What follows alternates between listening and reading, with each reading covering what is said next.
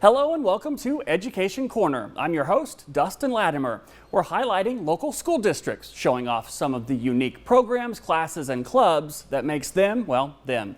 It's the stories you don't see, the things you may not know unless you're part of it. This week, we're traveling around the 4 states. We're showcasing Coffeyville, Cassville, McDonald County, and Quapaw. Well, let's get right into it. On July 9th, 2025, Missouri Governor Mike Kehoe signed Senate Bill 68 into law. That mandated public school districts to require students to turn off their cell phones and put them away from the beginning of the school day to the end. We head to Cassville to see how students and administrators handled that first year under the new law and what they learned along the way. Before, it was walking in on your phone. You're always on your phone, basically. For the first 3 years of high school, Aubrey Stouffer lived her life on her phone. Socialize with people that are in other classes or take pictures, whatever. Get all the memories on that phone. Cassville Assistant High School Principal Jody Cavness says that was a common theme among students. With students having phones in school, it was just, it could be pretty chaotic in the classroom, a lot of distractions, and honestly, it was pretty quiet in the lunchrooms and in the hallways, a lot of heads down on their phones, on the screens, and just not a lot of interaction. That was until Missouri Governor Mike Kehoe signed a bill banning students from using cell phones at school. We implemented the Yonder pouches, and those pouches allowed students to just make just one good decision before they walked into the building, to lock them up, and it stays locked throughout the day. At first, the idea of not using cell phones during school hours came with a lot of pushback. We had probably the first month or so, there was an adjustment, and I would say a lot of students were not happy about it. I was definitely a little heartbroken because I've had it for 3 years, and then my senior year I was like, dang, I can't have my phone. What am I gonna do? I can't have memories, or I can't go and look back on it. So I was definitely disappointed and really angry. But as students and administrators got used to keeping those phones away, they started noticing some changes. I think I've made more friends than I did in any of my past years. I've talked to people that I don't think I've ever talked to before, or knew they even went to our school. Extracurricular activities were more fun, and I didn't see a lot of them just glued to their phones. Students weren't just talking to each other. I also saw a significant decrease in like cyberbullying and things like that as well. So that was a big thing for us in the office. They were also learning more in class. I definitely felt my grades were going up better, and I feel like now that I didn't have my phone, I kind of know what I came out with school and with my education, and I'm excited. She says using her phone less has actually inspired her to continue that behavior into college. I'm barely on my phone. I'm always socialized with my family, people outside. When I see them, I'm always saying hi to people at Walmart that know me or that I haven't talked to in a while, and I really like it.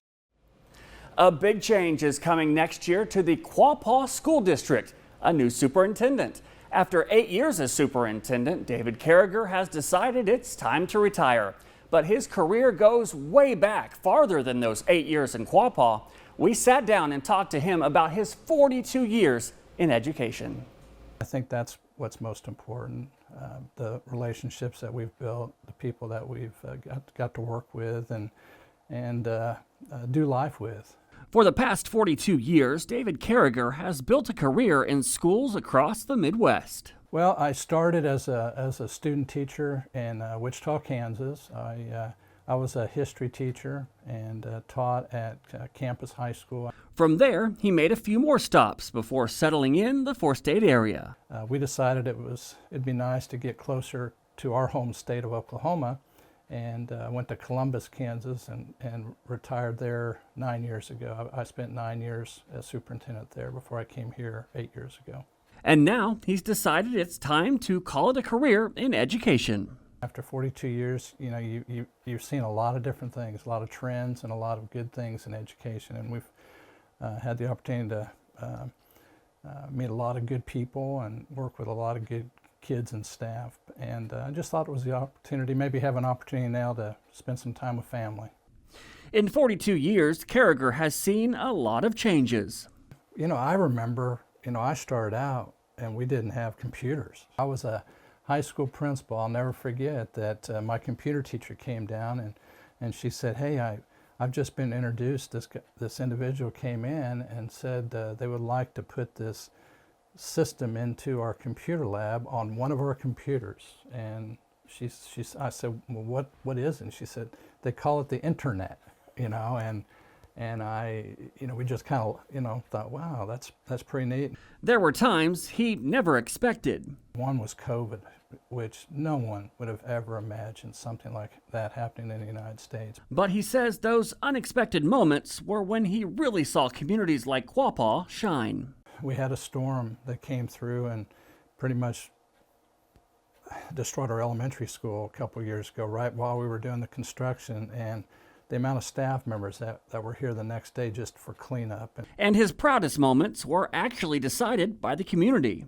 I think in the 42 years, the two things that I probably feel the best about is passing bond issues, and mainly it's not a self-gratification, but it's more for the community. That includes one passed 3 years ago in Quapaw. So we have a new safe room for our kids at the elementary and additional classroom space. We were able to renovate our gymnasium and do some things. So those were very satisfying because you felt like you helped the community to expand what they can do for kids and for their future development. And as he gets ready to close this chapter, I just hope that we feel like we've accomplished a great deal for our kids and that the future is going to be bright for that next group coming in. he's looking forward to the next chapter, both for himself. Well, my wife has a lot of items for me to do around the house, of course, but my grandkids live in Texas, and I'm excited about the possibility of seeing them a little bit more. And Quapaw. Well, I know that the future's in great hands. I think the future is very bright for Quapaw. I see really good things on the horizon. Summer is in full swing, and while that means fun in the sun, it can also bring worry for families on how to feed their kids while school is out. But a brand new program in McDonald County is helping ease that worry for hundreds of families. Our primary goal is to make sure that the community is fed, not just our students here, but the entire community. Throughout the month of June, that's exactly what you'll see representatives of OPA doing. We're handing out 2 breakfasts and 2 lunch for each person that has registered. OPA already supplies kids with meals while they're in school. Scott says this program allows them to feed families when school is out. So today, for breakfast, we're handing out mini French toasts, fruit juice, whole milks or 1% milks,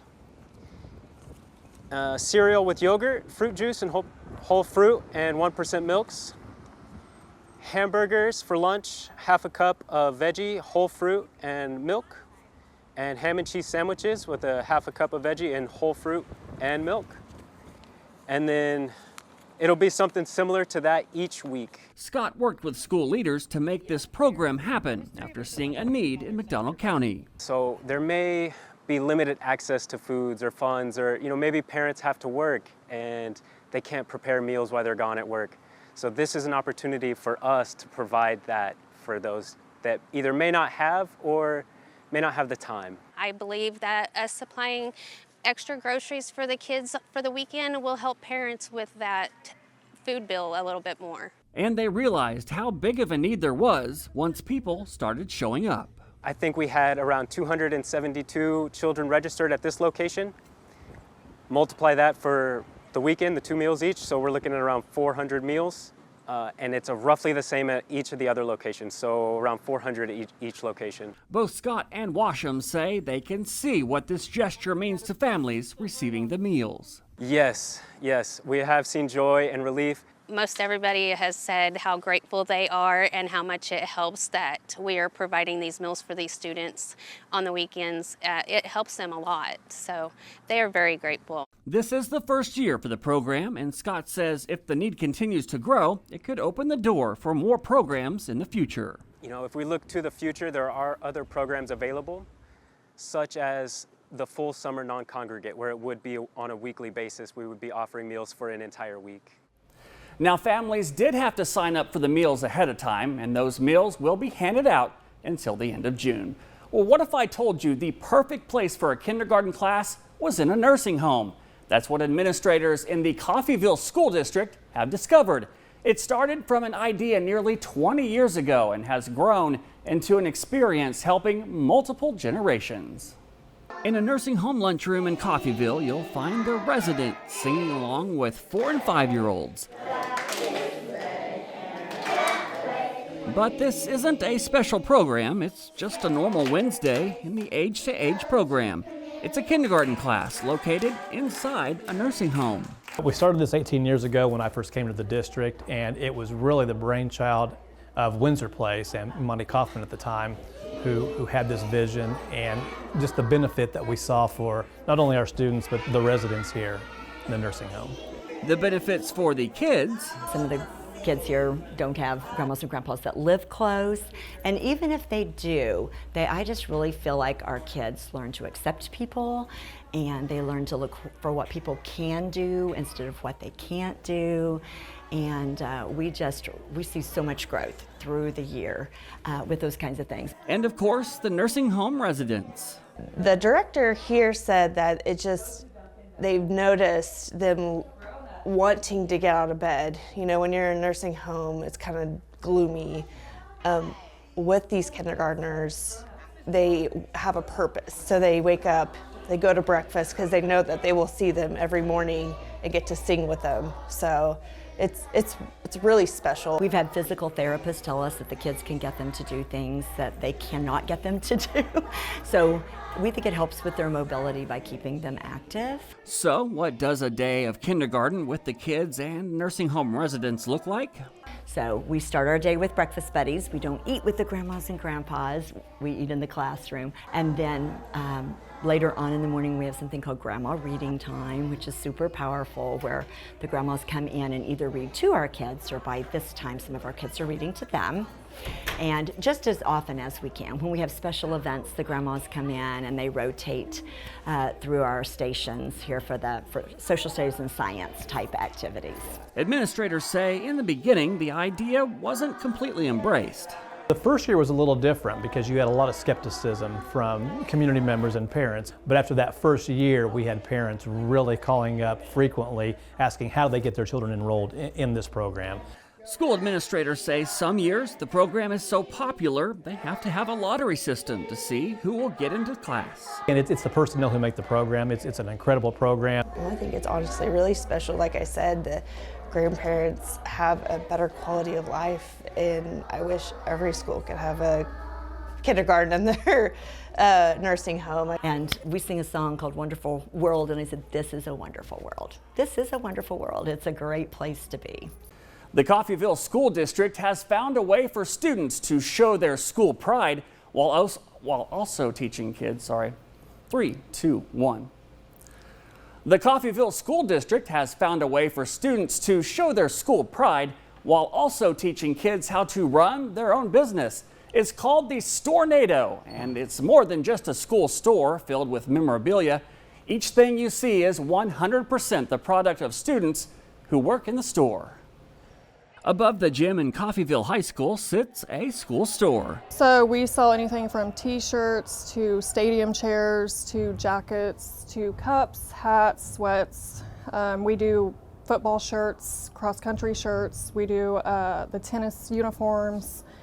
My class does it all. You heard Miss Cowan correctly. Her classes do all this, from the design work to the printing, even selling the products. All happening here at Stornado, the student-ran school store. I don't know any other stores that have an entire store dedicated to school merch. And it's not just school pride for sale. They also make things displayed around town. We design and then we print, and then they see it in the community, like the yard signs and the banners hung up at the games. My class recently wrapped a staircase, so we had to measure out the staircase piece by piece. We recently printed out the graduation booklets. They're using state-of-the-art equipment you wouldn't expect to see in a high school. We just recently actually got a brand new printer this year. It's about 64 inches wide. It's very fancy, it's very nice. It's just something that I've never seen before, and it was just something that really drew me to this school more. Yes, students are learning a lot about design graphics and business, but they're also learning lessons they didn't expect. It's helped a lot with my social anxiety and just helping people in general. It's made me want to help more people. It's even inspiring students to take on other business adventures. We made a coffee business because we have like little conventions here that it's like a little business opportunity thing. And so everything that we did to make those, whenever we ordered the cups, we made the stickers, we made shirts, everything that we did was made in there. While for now this is just a school project, it's opening the door for students for things after high school. Stornado is a job, and I do get like service learning hours for that, which also helps with like my graduation in college. So really it just benefits everything. I think I'll definitely take away my great experiences and how much just experience in general, how I learned how to deal with customers better. That will do it for this episode of Education Corner. Thank you for joining us as we travel to school districts around the 4 states, where superintendents dedicate their lives to education, where kindergarten students make those around them feel young again. Until next time, because education is always right around the corner.